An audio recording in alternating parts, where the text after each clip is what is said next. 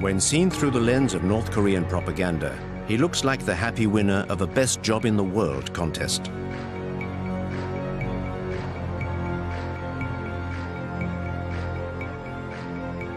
Each time he is out in public, he has the air of a man marveling in the discovery of a fabulous country that his parents built just for him.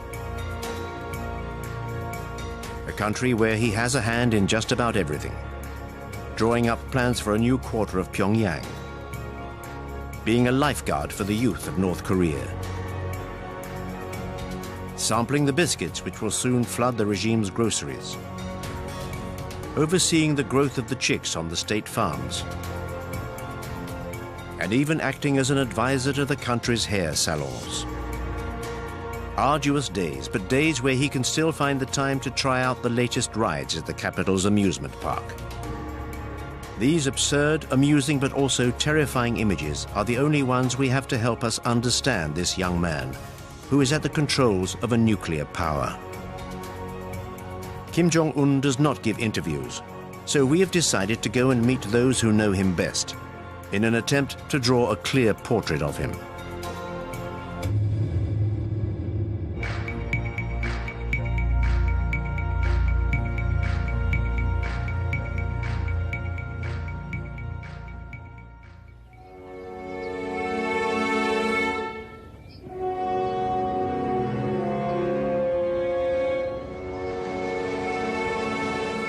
Our journey begins in the heart of the Swiss Alps, in Bern, the capital of the Swiss Confederation. This is the home of one of the biggest North Korean communities abroad. It's a discreet community, whose activities have nonetheless attracted the attention of a member of a consortium of investigative journalists.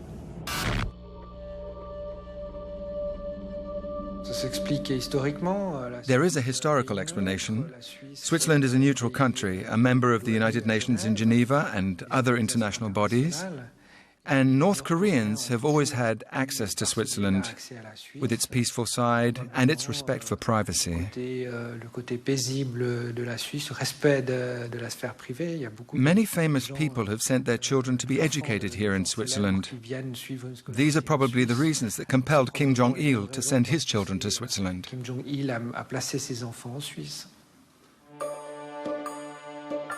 A study of Swiss administrative documents reveals the existence of a Mr. Pak, for whom in 1992 the North Korean embassy in Switzerland requested a visa and a posting to Bern. The visa request bore the names of 3 children, Chol, Hun, and Mi Young. The names were only slightly altered and the birthdays were identical. Mr. Pak's children were in fact those of the North Korean dictator Kim Jong-il. We knew the children were here, we knew their real identities, but it was not a problem for the Swiss authorities. It was even seen as a boon. Why? To maintain links with the country, which had already cut itself off from the rest of the world.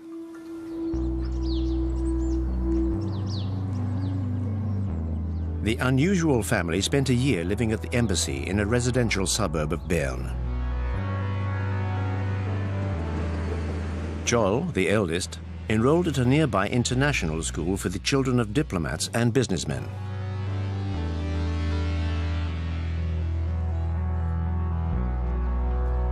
His brother, Hun, joined a state school in the town. He spoke German with his classmates. After a few difficult months, he was said to be a rowdy loner, but he finally made a handful of Swiss friends and settled into school life.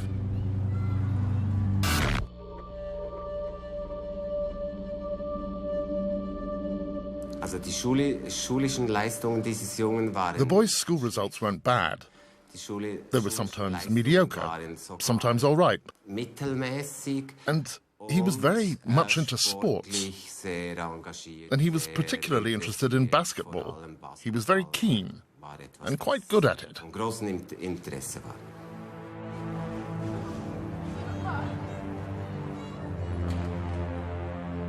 Around this time, the Pak family moved into an ordinary apartment near the school. Visitors were not welcome. But there were photos of the property on the estate agent's website. showing a standard middle-class family home. Living here meant the children could enjoy a free and easy life with their friends. They sometimes had lessons in Swiss democracy at school. They even got to visit the Swiss Parliament. And then, yes, he made friends. Some of them even told us that they were invited to his home to play Game Boy, etc. We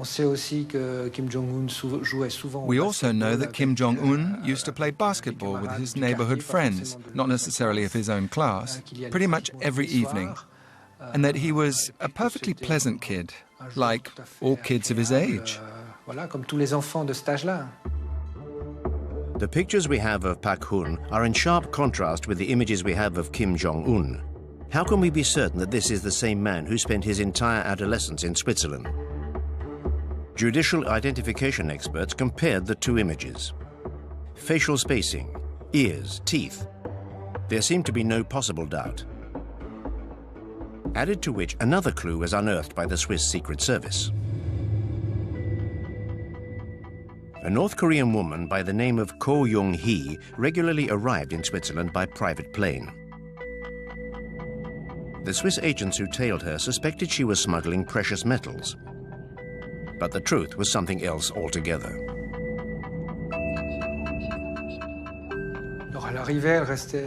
So she would arrive and usually stay 2, 3 or 4 months, and she would stay at the house too. But she would also go off on regular shopping trips in the great capitals of Europe. Or there would be big family get-togethers. I was told about a family reunion which took place in a hotel at Interlaken, for instance, where the family rented out a whole wing of the hotel and met up there.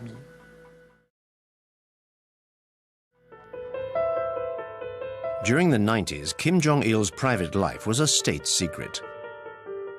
Nobody knew about his 3 mistresses and 4 children. And when his health started to deteriorate, North Korea's neighbors were worried about who would succeed him and what might happen if Kim Jong-il were to disappear suddenly. But within the Kim family's secretive bosom, the decision had long since been made. The eldest son, Kim Jong-nam, would have seemed to be the natural successor in the Confucian tradition, just as Kim Jong-il had inherited power from his father. But Kim Jong-nam had committed several gaffes, among them an embarrassing arrest in Tokyo with a fake passport. He had wanted to visit Disneyland with his family. Are you Kim Jong-nam? The second son, Kim Jong-chol, educated in Switzerland, was considered too soft, even too feminine by his father. Kim Jong-un may well have been the youngest son, but he was also the son of Kim Jong-il's greatest love, Ko Young-hee. The former dancer would play a significant role in the corridors of power.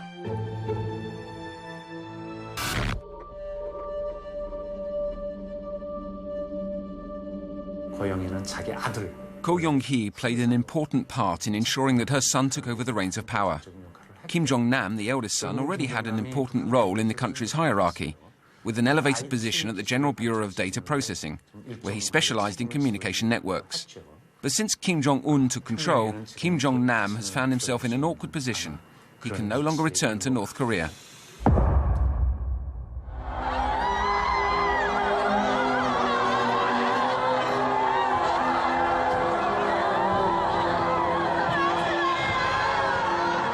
The 17th of December 2011, North Korea was in mourning.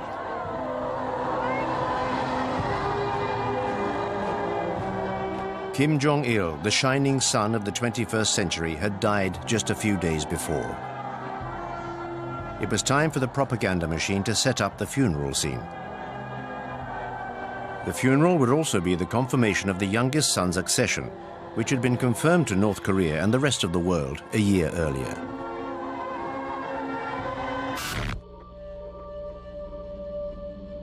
Kim Jong-il was ruling the country, or basically had senior position in the country for quite some time before he became the leader, at least 10 years that he was involved. And Kim Jong-un, I think, it all came very suddenly.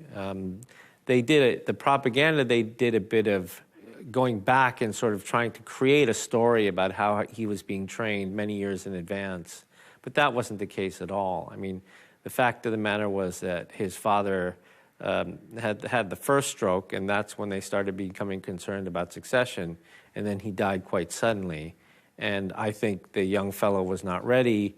There was a plan, I think, to have him become the next leader, but I imagine they were thinking 5-10 years, not 1 year. And so, you know, I think it was very clear from the funeral and everything, you know, the way he looked and the way he was behaving, that he was in shock and not really ready to take over.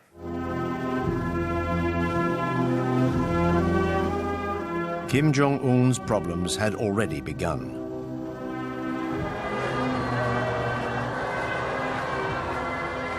Did the aging generals gathered around his father's coffin see such a young leader in a favorable light? Kim Il-sung, the founder of the nation, staked his claim by leading the anti-Japanese guerrilla army during the Second World War. Kim Jong-il was the regime's second in command for 15 years or so, and then assumed power after 50 years. Kim Jong-un, however, was a mere 26 years old with no experience and no reputation to precede him. So in order to keep his grip on the reins of power, he embarked on a monstrous purge. The regime needed to be represented by a whole new generation. 북한의 worst period를 겪고 Today, Kim Jong-un needs to connect with people who remember the great famine from their childhood. 나라를 이끌어가야 되는 그런 지금 처지에 있죠. I believe it will be harder to maintain solidarity between the elite and the leader than it was for the two previous regimes. 응집력이라고 할까요? 유대 관계가 Things could be rather fraught, and so the power structure will be built on a foundation of differing interests and terror. 그다음에 이제 공포에 의한. You know, I think that there probably is a lot of internal churn there, because what seemed to be clear is that after Kim Jong-un did take power, he was trying to move some of the business concessions and the political power in the military that his father put there, right? His father believed in so-called military-first politics, and move it over to the party, or at least balance out the party and the military. All of the generals that were with Kim Jong-un by the hearse of his father in the funeral procession are all gone. None of them are left.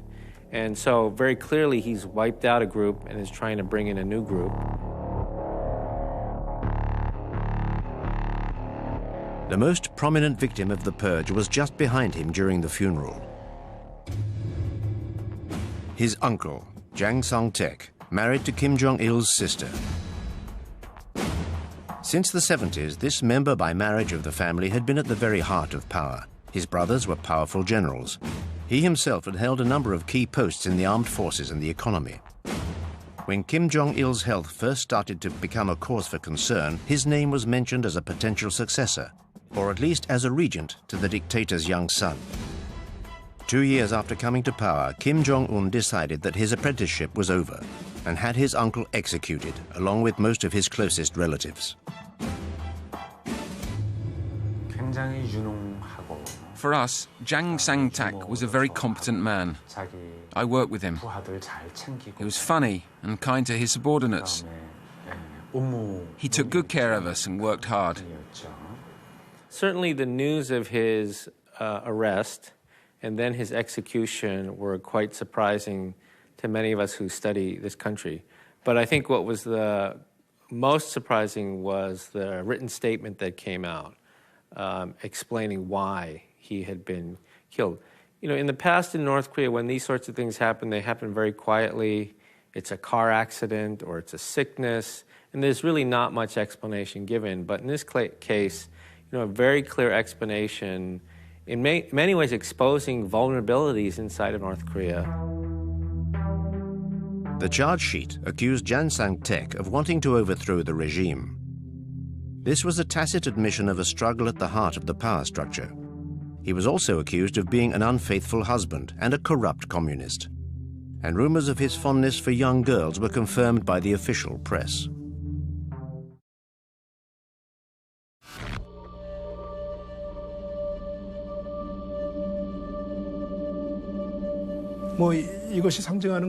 Jang Sang-tek's public execution was very damaging for the regime. North Korea is a deeply Confucianist country where respect for one's elders, especially relatives, is ingrained. Murdering his own uncle was more likely to harm the people's loyalty to Kim Jong-un than consolidate his power. I think that the members of the elite who lose respect for their leader could also turn away from him.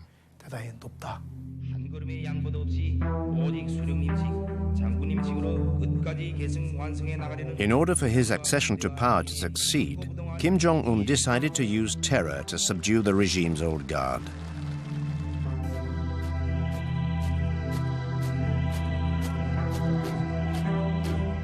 He then concentrated all the key posts and surrounded himself with those loyal to him.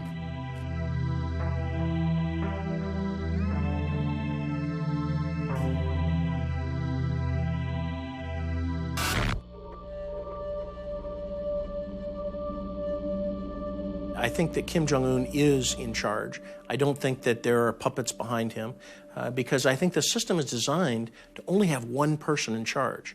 And so, and everybody must demonstrate their personal loyalty to him in order to survive.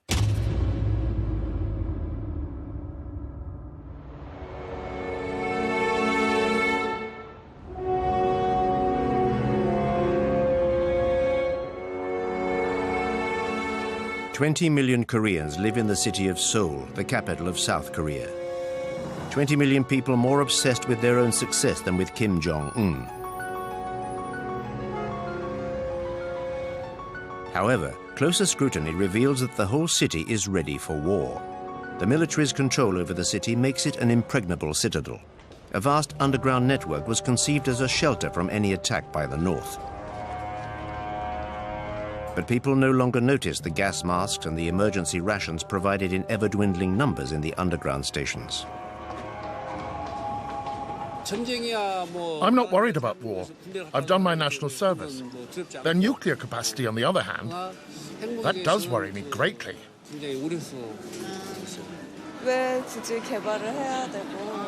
I don't understand why he wants to develop nuclear weapons.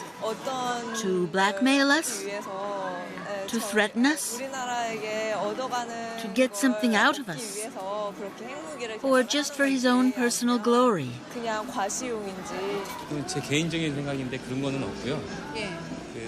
I'm not really afraid of war. Their nuclear threat seems to be their only survival mechanism.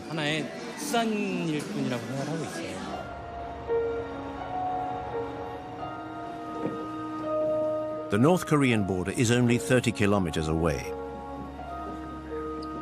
It's an impassable, demilitarized zone 2 kilometers across, with hundreds of thousands of soldiers either side of it. Seoul is well within range of cannon fire.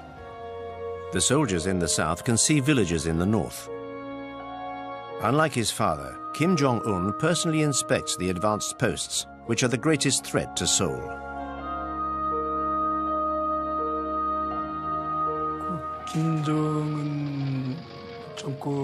The main difference that was felt in the early days of the Kim Jong-un era was that he seemed much more belligerent and hostile than Kim Jong-il. This was particularly noticeable in his military policy. It was very public.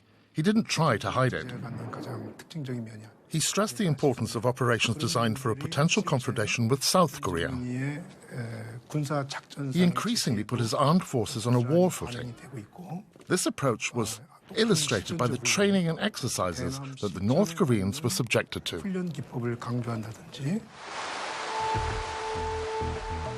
Kim Jong-un made his first North Korean propaganda appearance a year before his father's death. He was made a 4-star general, signifying his arrival at the heart of power. In North Korea, power means first and foremost the army. I believe that he attended, for a period of time, perhaps maybe 6 months, one of the military academies. They have given him some titles, and of course, he, you know, the way that they're creating the myth is that he planned the Cheonun sinking and the shelling of YP-do. So I don't believe he has any credible military experience, but I think that they are trying to create that myth.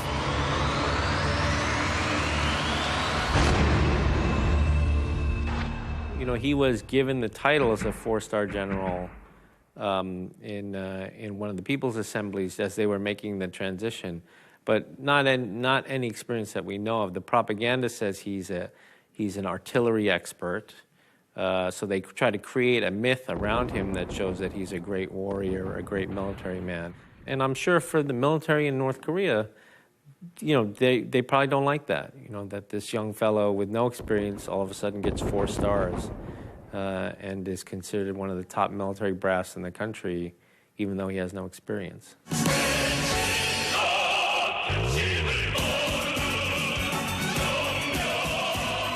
The North Korean army consists of over 1 million men and 6 million reservists. Morale-boosting inspections of all units is a daily obligation for the great leader.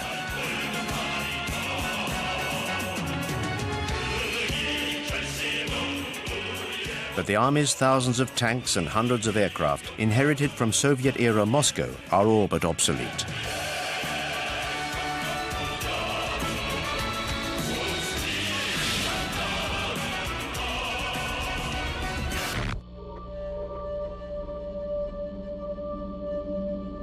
Pyongyang, and so 90 miles, 20 miles to the border with the DMZ, you don't need such conventional, sophisticated weaponry. You need the manpower, the multiple rocket launchers. I mean, within 90 minutes, it could be a disaster. So, and then there's also the asymmetrical side. I mean, we're looking at the military in the conventional sense, with conventional weapons, and then we're saying, oh, the priority's been the missile and the nuclear program. Absolutely. There's also asymmetrical warfare, looking at other capabilities, like cyber capabilities and what have you. And elements of weapons of mass destruction. It's not only nuclear, but you've got biological programs, you've got chemical programs. So I think this is a government that has invested heavily in their military, but it doesn't always come across in their conventional military capabilities. It's a myriad of capabilities, and some of them are very potent.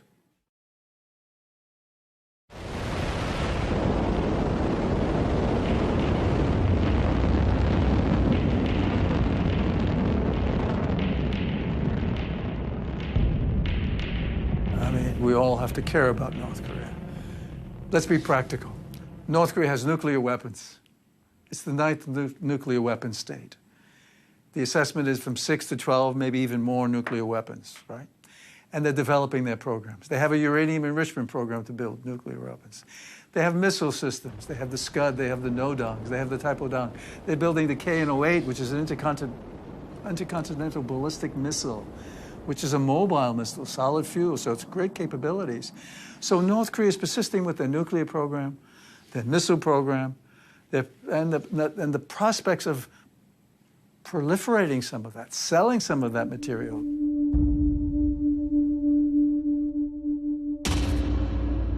Kim Jong-il's nuclear program was his grand project. But his son decided to carry it on and even to intensify its development. While its conventional arsenal was not up to the job of fighting its enemies, the atomic bomb became a North Korean obsession. Despite international objections, a huge amount of resources was poured into the project. Pyongyang believed that owning the atom bomb was the only way the regime could survive.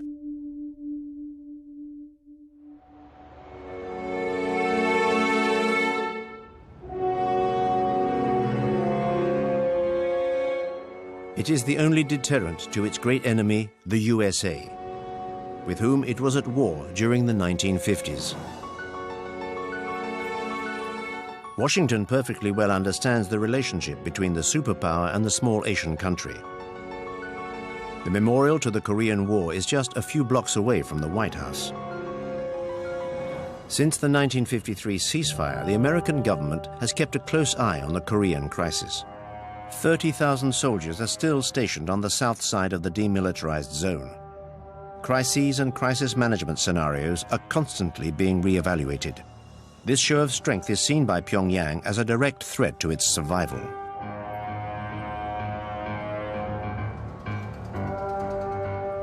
I think that, they fear the Ceausescu end. They fear the Gaddafi end, the Saddam end.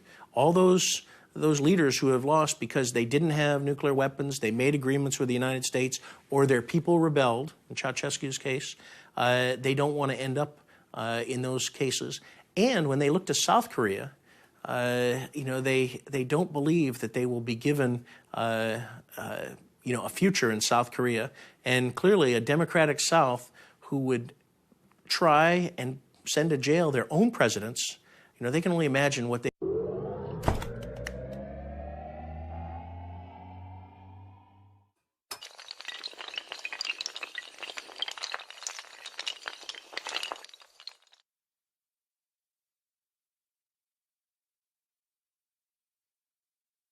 they would do to North Korean, to the regime, given the atrocities and crimes against humanity that they've committed.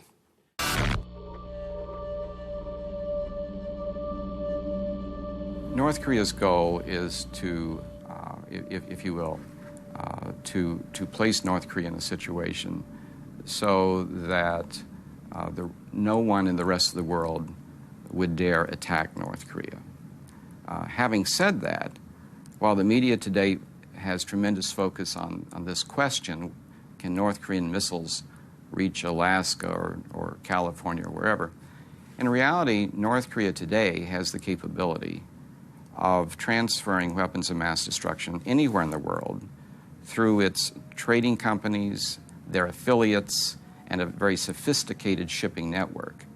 So North Korea already has the ability worldwide to deliver WMD anywhere. North Korea is already a nuclear threat. But it has also been developing some of the world's most powerful cyber warfare units.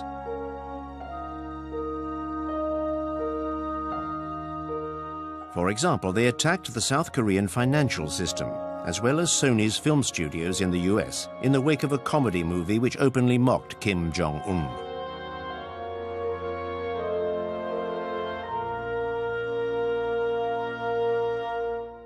Many of us who have negotiated with North Korea, and I'm certainly one of them, I have great respect for their capabilities.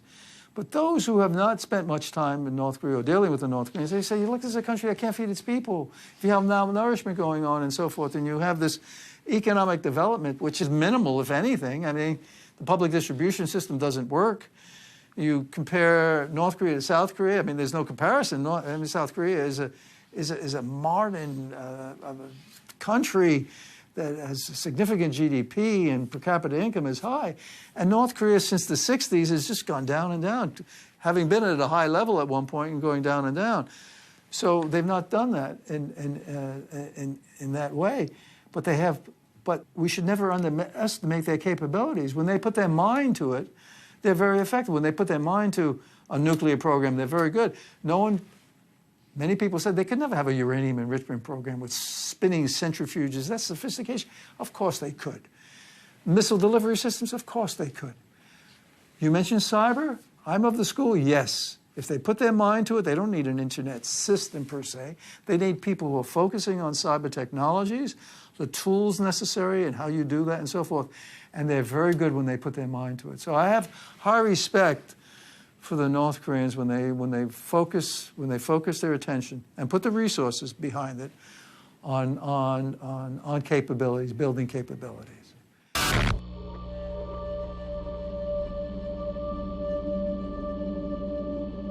One thing every North Korean leader has understood, and he does as well, I think, if they lower their guard, in their perspective, if they lower their guard, they will be treated by the major powers as the used furniture of history. They'll simply be discarded, walked over, ignored. Otherwise, why pay any attention to them? So they have to make sure that people care about them, that people don't see just a dark spot on the map, which is the favorite thing when we show, but understand that this is a real, operating, not failing country with 24 million people that are somehow going to continue to exist and become more vibrant in Northeast Asia. That's a big, that's a tall order to fill, and who knows if he'll be able to achieve it.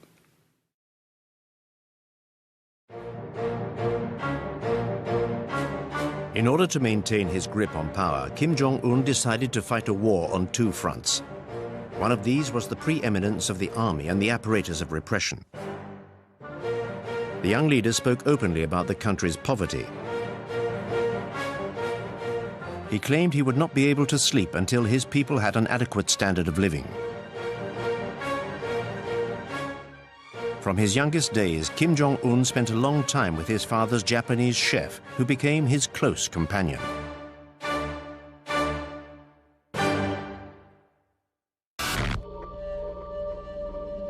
The Japanese chef recalls the future dictator's innermost nocturnal thoughts. I remember one night we started talking at about 11:10 p.m. When we had finished, I looked at my watch. It was nearly 5 a.m. We spoke of many things. He told me, I've been to Europe, to Asia, to Japan several times. The shops are full of food. But in my country, there's none. Something should be done.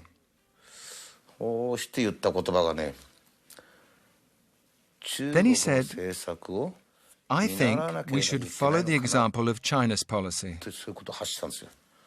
When I heard that, I realized that he was determined to go down the route of economic liberalization and reform.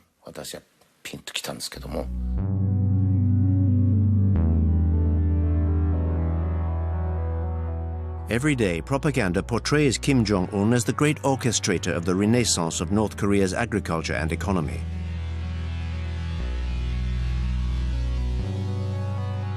Early results were modest, but the country seemed to have consigned to history the famines which decimated the population during the 90s.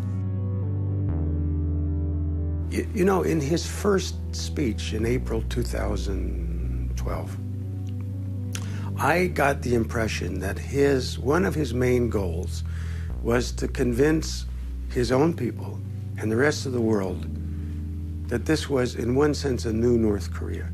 Many of the things that had happened in the past were of the past.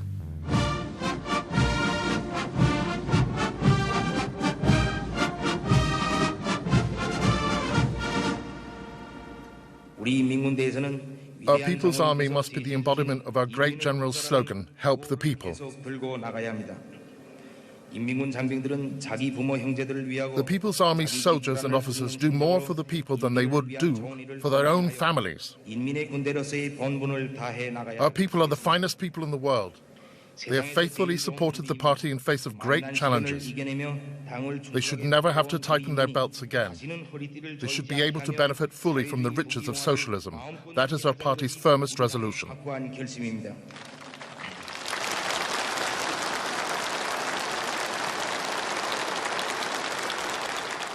His focus is on the future. Now, he's going to be able to build the North Korea he's hoping for. And it looks to be something obviously more prosperous, able to stand up better against South Korea, even though they'll never catch up to South Korea, and to have a military strong enough so that they have to be taken seriously.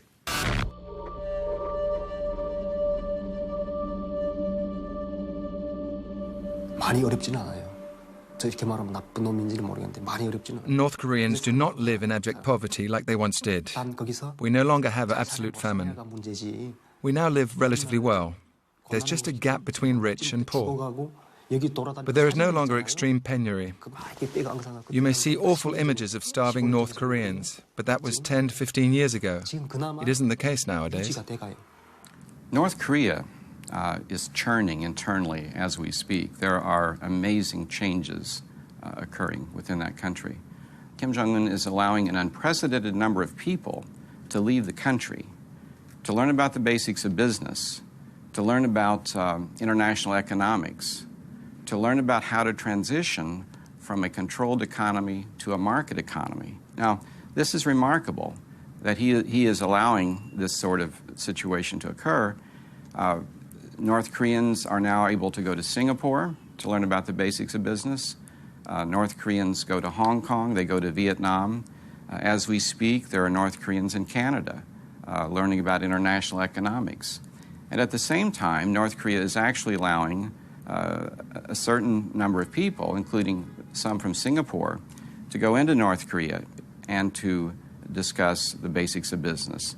So this is a different day, a different world, and it is impossible at this point in time to ascertain what this will mean and what the consequences will be. From what we know anecdotally from people who have been not just in Pyongyang but in the countryside, there are resources being devoted to development.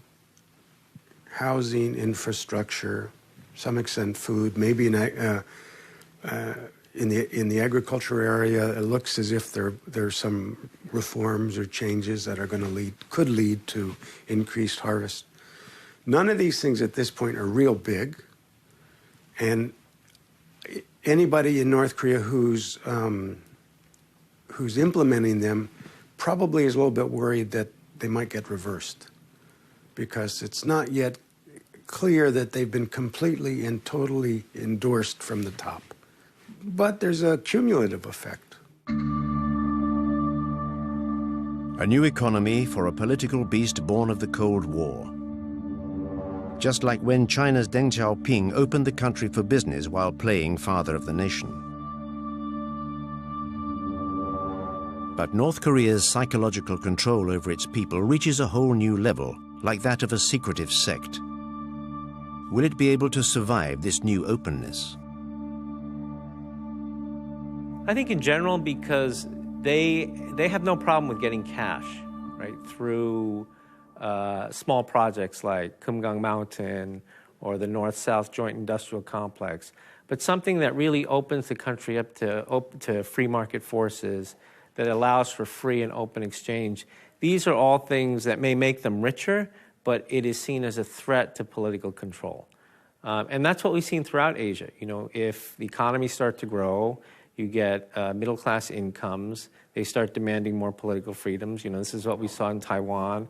It's what we saw in South Korea. We've seen this throughout history in Asia, and I think they're very threatened by that. So they're not willing to take the big steps in terms of economic reform, even though this young fellow spent some time in Switzerland, right, was educated in the West. You know, I think for exactly that reason, he understands the threats that come with trying to open up too much.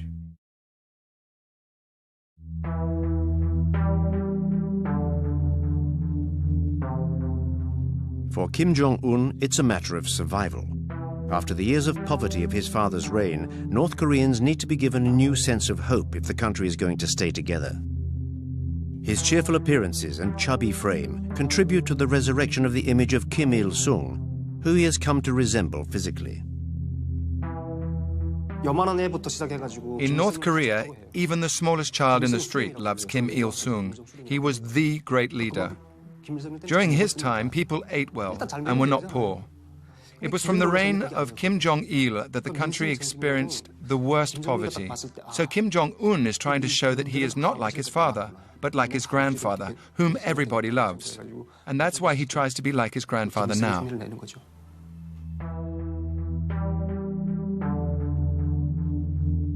Grandfather Kim Il-sung, the revered founder of North Korea, is still the official eternal president of the country. At times during his reign, its development was faster than that of South Korea, thanks to the unconditional support of the Kremlin. But when the Soviet bloc fell, Pyongyang had to change its tune. Its economy fell apart, and under Kim Jong-il's rule, the country endured the Great Famine.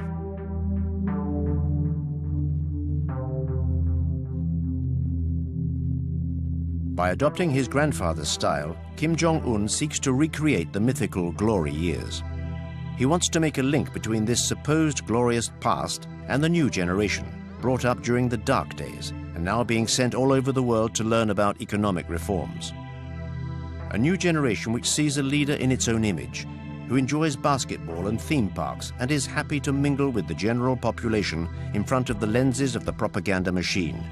Whereas Kim Jong-il clearly found it difficult to even shake North Koreans by the hand. It seems to me it's a combination of a very deliberate effort to have him be different from his father, to be more open, at least to appear more open to the people, to mix with them more freely. There's one wonderful episode, at least to me, a couple of them actually. One of them is when he went to one of the newly built apartment houses. And in the process of welcoming this couple, he sits on the floor with them and has his wife sitting beside him like everybody's Korean mother. You just can't imagine Kim Jong-il ever doing anything like that. You might imagine Kim Il-sung doing it. It's possible. The other thing was when Kim Jong-un was on-site guidance for a army unit, a female army unit. And when he was leaving, he didn't just take a picture with the entire unit. He stood there and the young women came up one at a time, like he was a rock star. They grabbed his arm and had their pictures taken. I was so astounded. I could not imagine that ever happening before.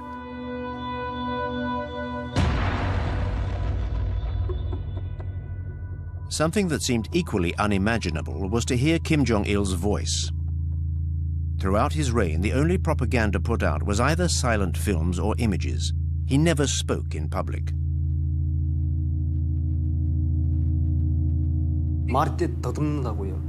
Kim Jong-il couldn't speak. He had a stutter. So he couldn't speak in public. I only ever heard his voice through a door when he was having a meeting with his chiefs of staff. He stammered. He struggled with language. Kim Jong-un, on the other hand, he can talk. Moreover, he talks like his grandfather. He even imitates his voice. So in the beginning, it was even said that Kim Il-sung had been resurrected. It had become like an actor's job to recreate his image.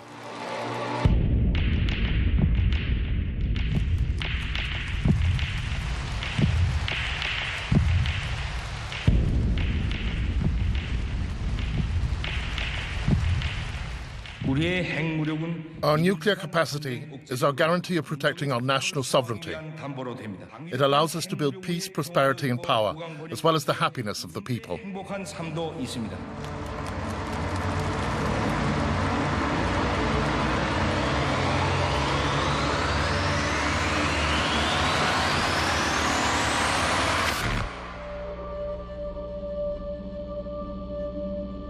세대가 좀 달라 보입니다. 김정일과 There is a generational difference, for one thing.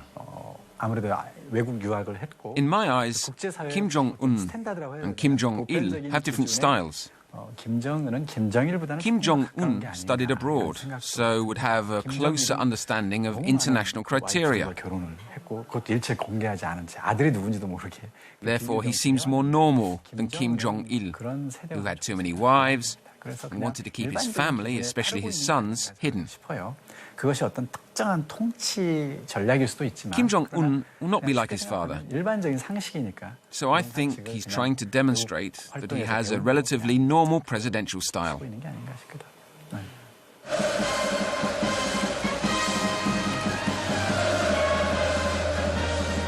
But how can one follow a normal path when one comes from a family with such history? Kim Jong-un seems to have chosen to allow a degree of transparency where his family is concerned. Since the beginning of his reign, he has shown off his wife. She accompanies him on his many excursions. Immaculately turned out, she occasionally treats herself to luxury toiletry items. North Korea has for the first time its own First Lady. Always smiling, she is a symbol of modernity and diversity. Kim Jong-il, for his part, had a great many secret mistresses, most of them selected from among the ranks of the regime's official artistic community. This troupe was conceived essentially as a harem for the dear leaders. Kim Jong-un's mother, like his wife, issued from these ranks. It was at the end of his adolescence that Kim Jong-un could begin to make his choice.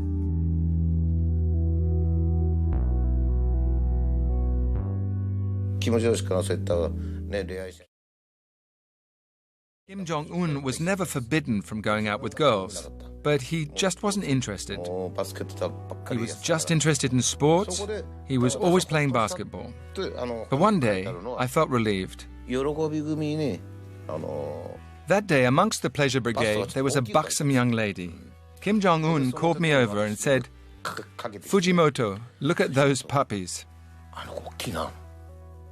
I was so relieved to hear him say that. I told myself, he's a lad, and everything's going to be fine.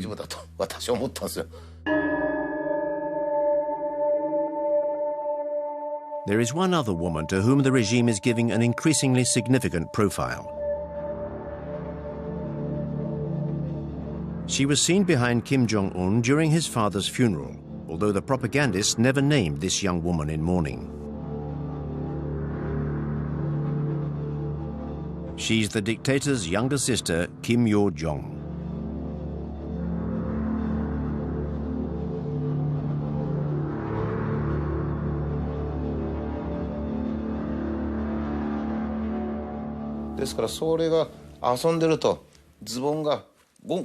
When she was playing, and her trousers or her nappies would start to fall down, it was always Kim Jong-un who noticed. "Watch out," he would say, and he would pull them up. He was so fond of her, and he's still fond of her today.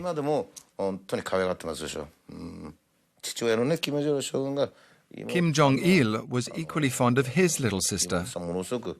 So he's doing exactly what his father did, just the same. What's interesting is the strong women he surrounds himself with. There was a picture of him when he opened one of the fun parks. He's walking, not only got his wife, he had his aunt, Kim Jong-il's sister. He had his father's last consort, who was apparently a very strong woman. I can't remember if there was one or two more. So it's not completely a patriarchal system there, it seems to me. I guess he's listening to women as well. Kim Jong-un is grooming his sister for succession in case any crisis like a health issue should befall the regime.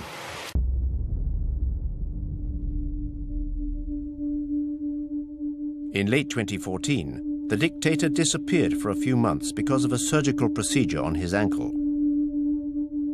Even then, his transparency in the official media was astonishing, portraying a limping convalescent.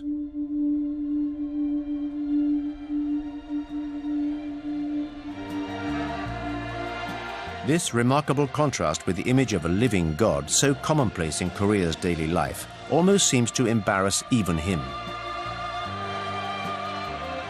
Just like when the soldiers he is visiting seem to be completely irrationally magnetized by his presence.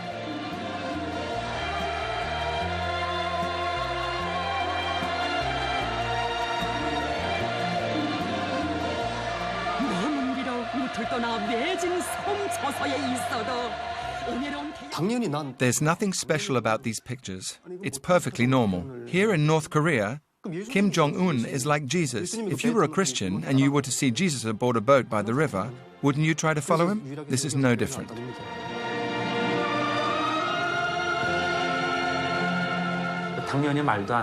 Clearly, it's all very far-fetched. The great leader who can make grenades from pine cones, the great leader who can move at supernatural speed, even the weather is linked to his greatness. Every song sings his praises. You can't take it all too seriously. But brainwashing is very dangerous. When people are constantly exposed to songs, videos, and moving or even grandiose stories, they start to believe them. It's what's called mass psychology.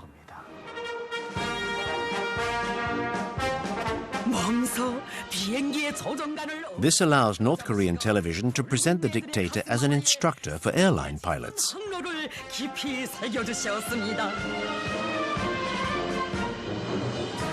This scenario may appear ridiculous to an expert, but it's part and parcel of the regime's tenor. One question springs to mind when watching these images. To what extent does the main actor believe in the play? And to what extent has this fever-pitch propaganda influenced Kim Jong-un's persona? You see humanity in the man smiling and reaching out to the people and engaging. And then you say, my God, how could you do that to your own people? How could you have been so brutal to your own uncle? How does that come together? But this is what we're looking at. We're seeing a leader who is, and that's why people say he has not been that rational an actor. On one hand, you see the humanity in the man, the charisma. And the other hand, you see the brutality. And you're saying, what do we have here?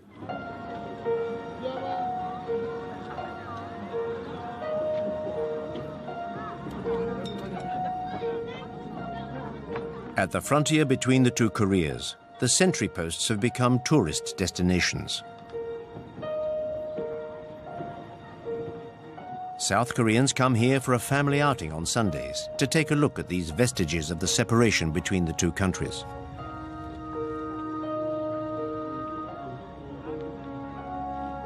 I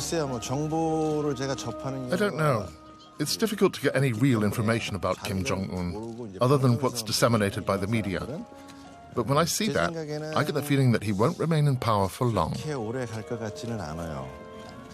Even Germany reunified, and Korea is only a tiny little country, yet we remain separated. For Korea to be powerful and prosperous, I believe it needs to be reunified. Kim Jong-un, his demeanor worries me. I think he's too young. He comes across as more aggressive and unstable because he's young. I think he's a very dangerous man.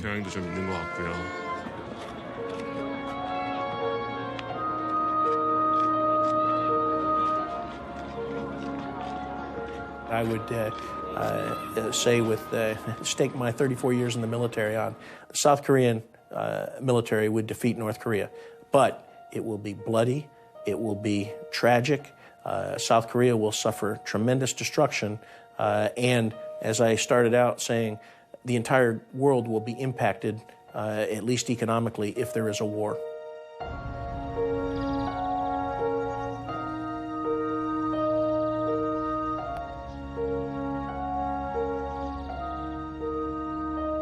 Could this final frontier of the Cold War possibly fall? For many Koreans, the question is now irrelevant.